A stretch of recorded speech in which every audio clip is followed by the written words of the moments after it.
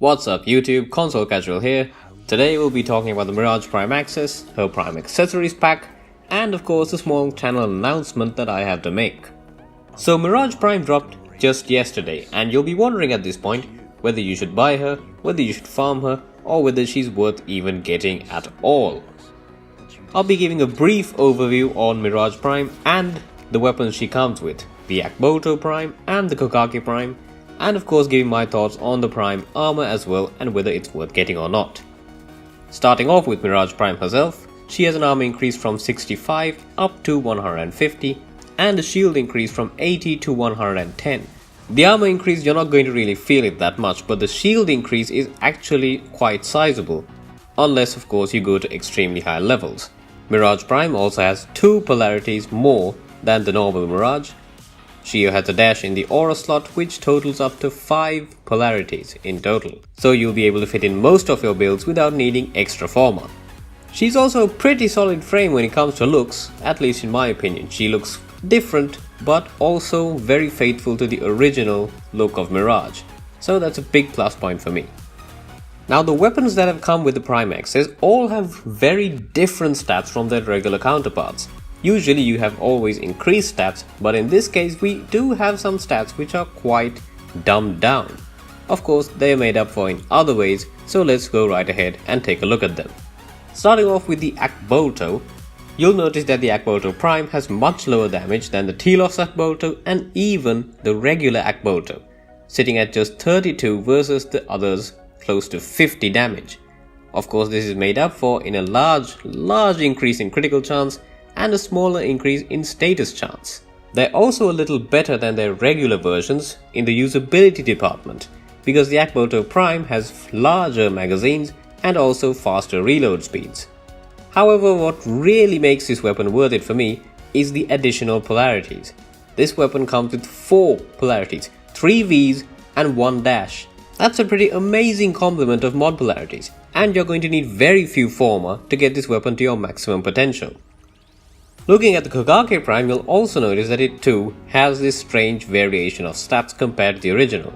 Of course it has much higher base damage, it has double the base damage of the regular Kokake, but it has only 16% crit chance versus the original's 20%.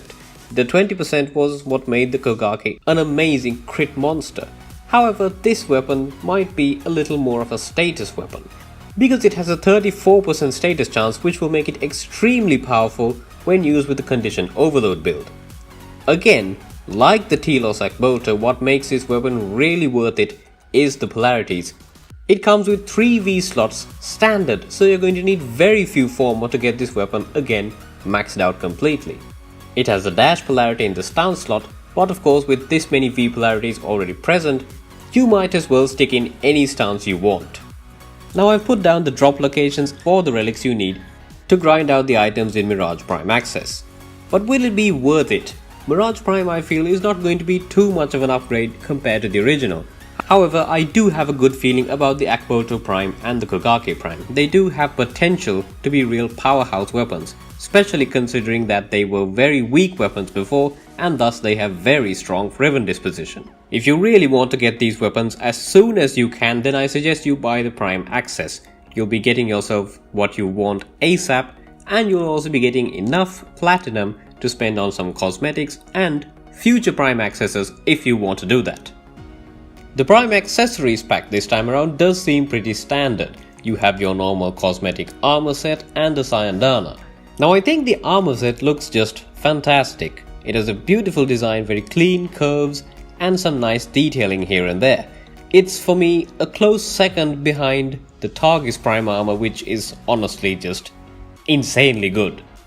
However, I can't share that enthusiasm with the Sayandana. I honestly don't know what's going on here. It looks horrific for me. I honestly think it's so bad that it's not worth buying the Prime Access just because you get this along with it. But of course, it's always personal preference, as it is with all cosmetics. In any case, I always feel it's better to buy the Prime Accessories pack instead of the Prime Access pack, because that way you're getting something that cannot be obtained in game, and the platinum you get will be enough to get you the new Prime frames and the Prime weapons. Now then for the channel announcement. So I started this YouTube journey of mine in early August, I believe, and I've had a great time doing it. I've met tons of new people, made great friends, and also had some loyal fans join me along the way. Currently I'm sitting at 600 subscribers, which is amazing. It's something I didn't expect to achieve so quickly. However, it's not something that I'll be able to continue for very long. Because as horrible as it might seem, my life does not comprise only of video games, and I will soon be starting medical school.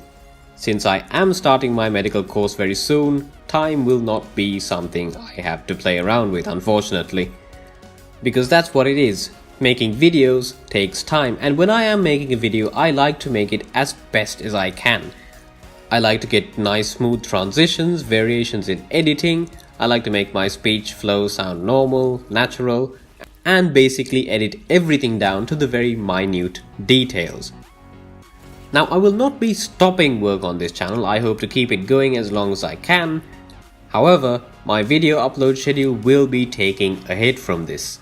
Until now, I've at least been able to upload a video every week. However, going on from now, I'll be uploading very irregularly. Maybe even once a month if it comes down to it. What this means is that instead of making smaller videos, I'll be focusing more on making videos about larger, more broad topics. Which should be fun. It's something I'm looking forward to. So I hope you guys understand and will look forward to that as well. So to everyone who's been with me on this journey, thank you so much.